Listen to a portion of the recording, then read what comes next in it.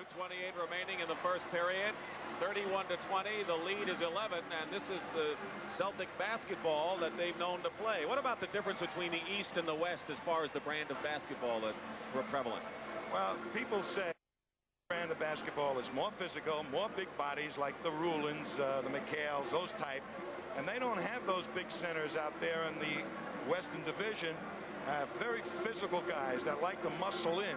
So, and the coaching kind of tries to use that side of the sport, to use that physique to create contact and free people. So the West is primarily fast break basketball, more finesse.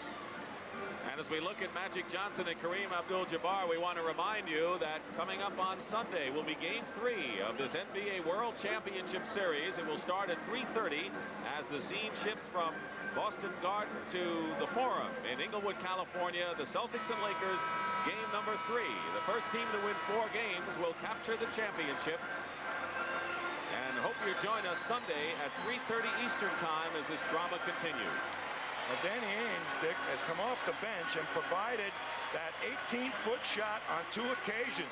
He may just be the guy that gets the gold star after this ball game. 2 more, and I'm sure Casey's going to think about it. There's Larry Bird, who ranked in the top 10 in just about every offensive category from French Lick, Indiana. Danny Ainge, who played his college ball at Brigham Young. He was a second baseman hopeful with the Toronto Blue Jays before he said, nope, I think I want to play basketball and I want to play with the Celtics. He's made a pretty significant contribution since he's been with the ball club, Dick. And he's been in a few scraps. Yeah, he's a tough kid. He'll go in and he'll take nothing, back down from nobody. The rookie, Byron Scott, number 4, who was the first guard chosen in the draft last year, is into the ball game. Here's Bob McAdoo. This is the short shot from the baseline. The Lakers are back on defense, and here's Ainge again.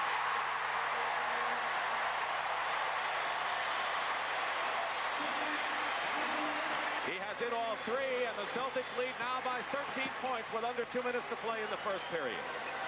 Abdul-Jabbar with a perfect feed inside to Magic Johnson. That's why he's such a great center, because he's able to make those real good passes inside. We're going to see the Lakers go to their bench again, and a 20-second timeout has been called for by Casey Jones. There is Swen Nader, the backup center, and Jamal Wilkes, who has been one of the prolific clutch scorers, a good outside shooter in a terrific career, 10 years. He has had a virus ailment which has slowed him. So Jamal Wilkes will be coming in along with Swen Nader, who played in the shadow of the great Bill Walton at UCLA and has been a veteran backup in his 11th year. And a very good backup at that. He's done some significant things as a starter, rebounding, leading clubs in the league in rebounding, and also a very, very fine scorer. Swen Nader into the ball game, and so Nader not able to report in yet because of the 20-second timeout. Nader and Wilkes ready to come in. Each team is allowed 1 20-second timeout. Usually it's because of an injury. And now the Lakers are hit with an illegal defense call again. Pat Riley is off the bench. Normally cool and collected. Pat is a little upset right now. And that's the 3rd violation. And another technical foul is called, and Larry Bird will go to the line. Well, the Celtics are setting up their offense to make that illegal defense very, very obvious to the officials. You cannot, if you are on the opposite side from the ball, go into the lane. And they have 1 foot in there, and they're trying to play pity-pat. Pick it up and avoid the 3 count, but they're getting caught on it. 3 seconds, that's the magic time limit. Kareem Abdul-Jabbar goes out of the ball game. Worthy is on the bench. Kareem has scored 4. Worthy has scored 2.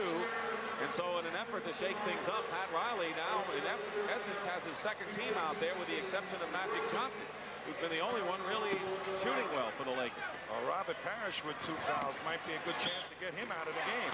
Bird. Fouled and will go to the line. And the foul is on Magic Johnson. That is his first. Pat Riley, who has been to the World Championship Series in each of his 3 years at the helm of the Lakers. Here's Irvin Magic Johnson from Lansing, Michigan. The Laker defense isn't the same when Jabbar is on the bench. He is such an intimidator in there. Just the mere size of him and his hands up in the air makes you change the loft of your shot. With him sitting on the bench, there won't be too many of the Celtics afraid to take it to the basket. Larry Bird from French Lick, Indiana, was a star at Indiana State. Reached the NCAA championship game in college and lost to Magic Johnson's Michigan State Spartans. 13-point lead with 1:20 to go in the first period. It's been Boston all the way. Byron Scott, good-looking rookie with a lot of poise. Teams have to shoot within 24 seconds. The Lakers have 8 seconds on the clock. Here's Nader with a hook shot. Bird with position, had it, lost it, and a loose ball foul is called against Larry Bird, I believe. You wonder how this man rebounds. He can't leap. Everybody thinks you have to be a super leaper to be a rebounder, but you do rebound with your head. Good position before the ball hits the rim enables you to get the good rebound. Let's see if we can pick it up on Larry Bird. Has the position already in there. He gets nudged from behind. No foul. Couldn't hang on to it, but I'll tell you, he is a mighty important player for them on the offensive board and on the defensive board, Larry Bird. Byron Scott misses the free throw. He grew up within 14 blocks of the Lakers' home in Inglewood. Was acquired in a trade from San Diego when Norm Nixon, very popular guard, was traded to San Diego. But Scott misses the free throw. Parish went out of the ball game. He has 2 fouls, and so Kevin McHale is playing the center position. Maxwell is back in, number 31 for Boston. Under a minute to go, first period. Celtics by 13. Bird misses. And Bob McAdoo tears down the rebound.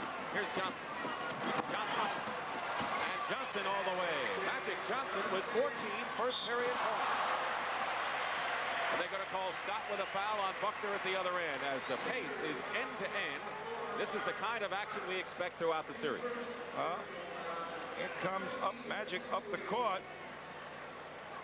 And Buckner gets banged as he was going up for that long pass. Both teams are going to make the other team pay. They're going to try to advance the ball as quickly as it can possibly be done. When Buckner on the line, the Celtics have hit 12 out of 14 from the free throw line.